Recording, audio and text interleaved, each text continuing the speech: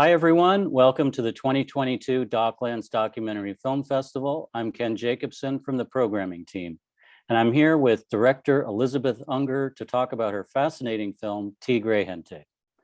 Elizabeth Unger is a National Geographic explorer and filmmaker who has worked and traveled across all 7 continents. She worked as a PhD research assistant for big cat and primate projects in Latin America, and her photojournalism and videography work has been showcased on National Geographic Magazine Digital and elsewhere. Elizabeth received a grant from the Sundance Institute Documentary Film Program for TIGRE, Gente, which is her feature documentary debut. The film had its world premiere at the 2021 Tribeca Film Festival, and we're absolutely thrilled to be screening it here at DocLands. Elizabeth Unger, welcome to DocLands. Thank you so much, Ken, for having me. I really appreciate being here. You bet. We appreciate you being here. So tell us, Elizabeth, how did you come to this story? There are a lot of different moving parts to it, but how did you come to this story, and why did you feel it was important that it be told? It was an interesting beginning. I actually have a biology degree and a background in wildlife conservation, and I never expected to become a filmmaker or a photojournalist at all. I was really intrigued about wildlife trafficking issues in Latin America after volunteering at a Bolivian wildlife refuge when I was 19 in college, in the middle of getting my degree. And ever since then, I had been really curious to explore wildlife trafficking in Latin America, particularly because most of the media was focused on the poaching of elephants and rhinos in Africa at the time. There wasn't that much media presence in Latin America on wildlife trafficking. So I always held this idea in my mind that I wanted to do a bigger project about that issue. I just didn't know what. And then years later, I was back in Bolivia and found out that there were allegations that some Chinese people were trying to traffic out large amounts of jaguar teeth in the mail back to China. And I knew from my background that no one was talking about that. I had never heard of jaguar parts being looked for in the Asian black market. So I knew there was a story on my hands, and I eventually met Marcos, who is the Bolivian former director of Madidi National Park, and Laurel Chor, who is a fellow National Geographic explorer, who is a Hong Kongese photojournalist, looking into the trade from the Asia side. And after speaking with them and following them, I really realized there's a beautiful dual storyline that could emerge from this. And we wanted to showcase both of their points of view in the film. And I think they really complemented each other quite nicely. So you could see the scope of the trade from supply all the way to demand. Absolutely. Once you decided to tackle this issue, how did you decide to approach this from a storytelling point of view? Because I think you could have approached this as a sort of standard eco-thriller, and there are some eco-thriller elements to it, but you deviate from that. So talk to us a bit about your storytelling approach. Yeah, I think from over the last 10 years, the majority of the wildlife crime films that I saw were largely helmed by middle-aged men who did a lot for the genre, but tended to veer towards this running gun, Jason Bourne, almost shoot 'em up, get the bad guy type of feel of the movie. And I wanted to go a different way. I wanted to really throw my hat in the ring and show people that a woman could do this genre just as well as the men, and do it in a more poetic and beautifully visceral way, where you really got to know these two main characters instead of focusing on figuring out who did what. And so throughout the film, this really beautiful magical realism element emerged as well. After shooting in Madidi National Park and so long, we realized that this place was so magical, and the history and the culture was so vibrant down there. We really wanted to showcase that through the film in a poetic way, in a dreamy way. And I think the storytelling mechanisms that we used as far as showcasing like poetic voiceover, the legend of the place of Madidi National Park in the Bolivian lowlands that's told in this dreamy, kind of mystic, misty way, I think really lent itself to the story and caused the genre to be bent a little bit. And I love genre bending work. And I thought that this was a fresh new take on the wildlife crime genre that hopefully would move some people. Yeah, I mean, you mentioned Marcos and Laurel, and so there's definitely an emphasis on character. There's also an emphasis on culture, as you've indicated. And, there's some obvious kind of contrasts in cultures that are being presented, but I also found it interesting that something that seeps in is that are the parallels or the similarities in terms of culture, or the importance of culture in terms of motivation and explanation of behavior. So for instance, for Marcos, the jaguar is a part of who he is. He says that. And for the Chinese, traditional Chinese medicine is a part of their lives and their culture. Do you feel that your film is in some ways kind of an attempt to open a dialogue between cultures about culture? Yes, definitely. Something that I'm really proud of about our team in this film is that our team is very diverse, representative of the regions that we feature in the film. And we took a lot of notes, made a lot of editorial decisions, getting the advice from these people on our team. It was extremely important to us that we represent Marcos and Laurel properly, we represent their cultures properly, and really showcase that with these animals. Laurel says it best, just because you love something, you revere something, doesn't mean that you have to kill it. And I think that that's true on both sides of the coin. In Latin America, jaguar teeth are used in shamans' necklaces all the time. And in China, tigers have been revered for thousands of years. So it's, there is this reverence for these animals, jaguar and tiger, and also other big cats. But unfortunately, sometimes it trickles down into killing them, or feeding a demand that uses their parts to kind of honor these animals through some misunderstandings and misinformation, unfortunately, is particularly on the China side. I think with our film, what's so groundbreaking, and it seems so obvious to our team, but it hasn't really been done, is showcasing a Chinese point of view where you really examine the mentality behind the demand, instead of just having a Chinese investigator look for another Chinese person who might be perpetuating these trades and be the mastermind behind the trades. While Marcos is looking for the who and the how of this entire trade in Latin America, Laurel is actually looking for the why, which I found to be so refreshing and different. And I think that it's really important that in a genre that typically villainizes Chinese people, that we actually showcase a Chinese point of view before just pointing fingers. So we do hope to foster cross-cultural communication with this film, and open people's minds up to the idea that, there is a lot of gray in this issue. And if we don't put a hand out and try to understand the other side, there's no way we can even begin to try to, solve this problem. We need to talk to each other.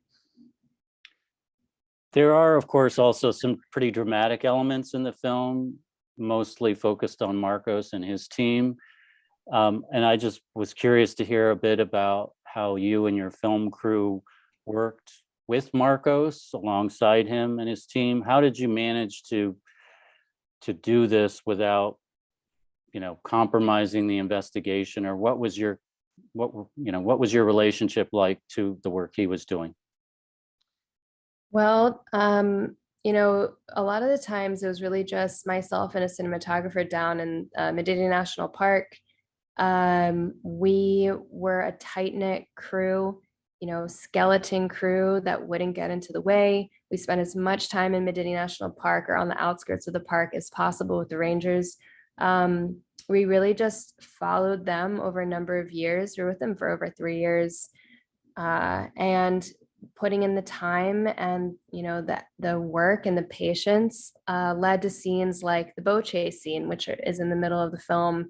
That was just a lucky day. Those boat chases don't happen very often, maybe once or twice a year. And I just happened to be down there and was shooting with the Rangers at that time. And it's pretty tough to stay out of the way on those very narrow boats, but I try my best. And as you saw in the film, the poachers are much more well equipped than the Rangers, unfortunately. And so the Rangers' hands are a bit tied in order to protect the park, which I'm sure is incredibly frustrating for them. Hopefully you were not extra weight on the boat, keeping them from catching up. I don't think you were, but one of the heroes of the film, of course, are the jaguars. So I wanted to hear a bit about what, if any, encounters you had with jaguars while you were shooting the film or doing during the research. Jaguars are actually very difficult to see in the wild. I've heard stories about folks going into Bolivia on a month-long jaguar, viewing trip, a jaguar searching trip, and not seeing a jaguar for a month. So we weren't going to take that chance. We decided, after watching a really beautiful film called Embrace of the Serpent on a tiny laptop on the fringe of the Amazon, we saw the way jaguars were shot in that film. And I was like, wow, I want to, shoot these jaguars very close up, super beautiful, really intense. But I knew we had to do it in a controlled setting. There's no way we could get footage like that in the wild. It was a total gamble. So we decided to shoot at a wildlife refuge in Brazil that had a natural enclosure and allowed us to shoot safely with their jaguars from a distance. But that's how we were able to get some of that stunning footage. So the only interaction I've had with jaguars are either in eco parks or wildlife refuges where they're victims of the illegal black market. I'm also just curious, though, about your sort of personal impressions of the jaguar as an animal. What strikes you about them? Jaguars are just absolutely stunning, intoxicatingly beautiful, and mesmerizing. Their gaze really feels like it can pierce into your soul. And there's a few scenes in the film where we really tried to encapsulate that, where you're staring into the eyes of a jaguar, and it's pretty thrilling. And I do think that they're incredibly cunning and just always active. They're this very interesting cat that has the most powerful jaws in the big cat kingdom. So I think that it's they're really incredible animals, and I have a great affection and affinity for them. It really comes through in the film, for sure. There are a lot of different pieces of the puzzle when it comes to the illegal trade in jaguar teeth, and it's fascinating for us as the audience to be shown kind of each new piece of the puzzle. I'm wondering if in the end, you felt you were able to finally see all the pieces of the puzzle and how they fit together, or if you still have some lingering questions yourselves about the trade. I think that with COVID coming into play, it's definitely put sort of this big question mark over the trade right now.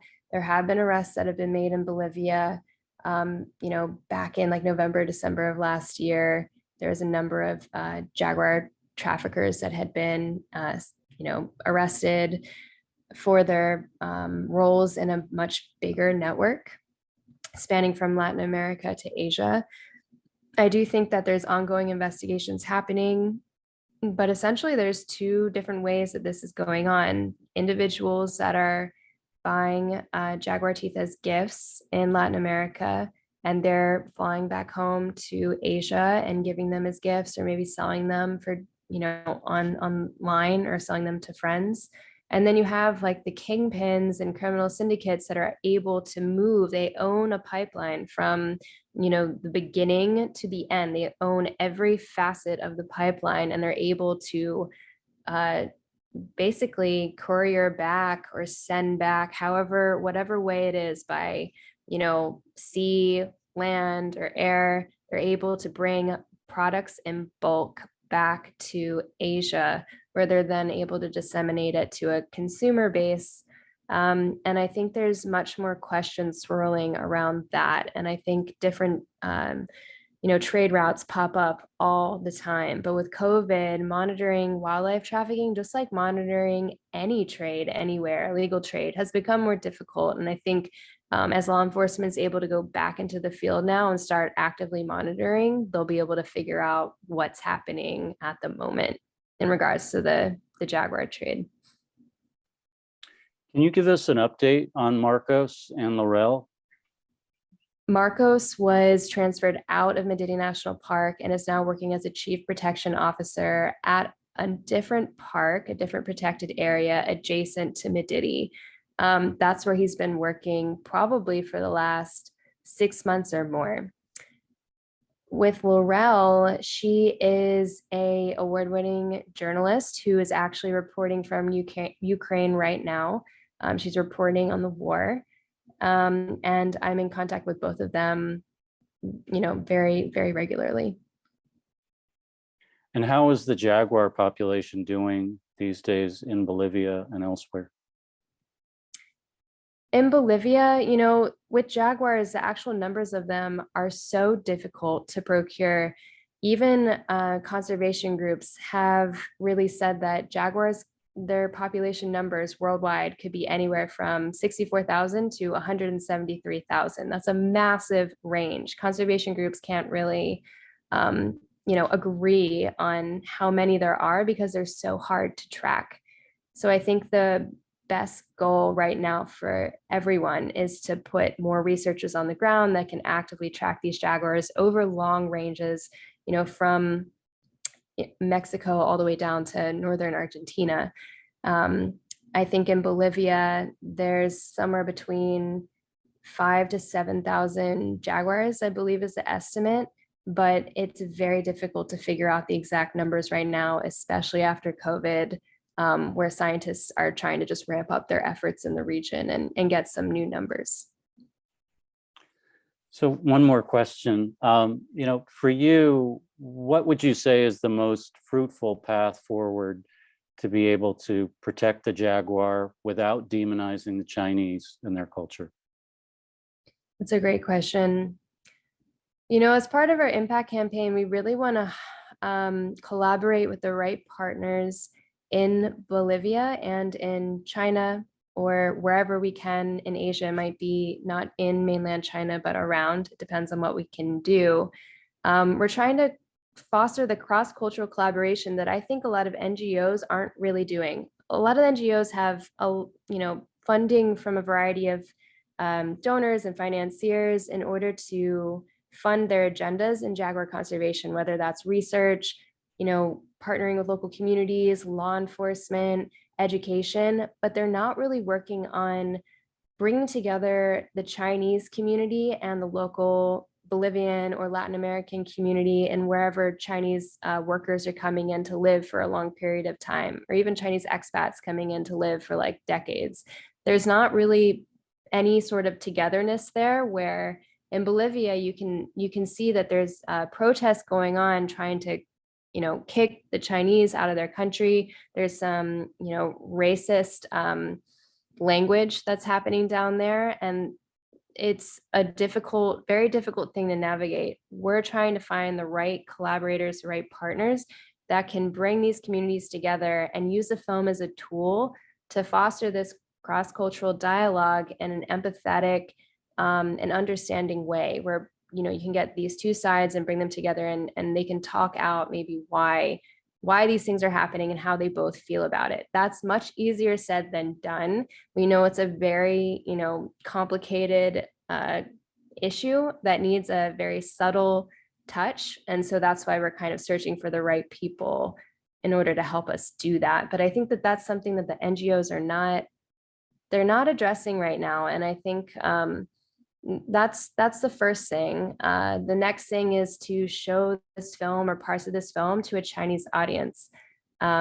And then the third thing is to really show Western audiences that have preconceived notions about Chinese people, particularly because COVID has emerged from a wildlife market in Wuhan. There's much more racist sentiment from Westerners towards Chinese people based on their wildlife consumerism. So we really want to show Western audiences that aren't typically fans of wildlife films or nature enthusiasts this film, because it might give them another point of view and they can see how gray this issue actually is. Well, I think that your film is going to go a long way toward promoting those kinds of conversations, and I wish you well with the film and with your impact campaign. And thank you so much for being with us here today. Thank you so much for having me. You bet. Thanks, Elizabeth. Congratulations on the film. Thank you.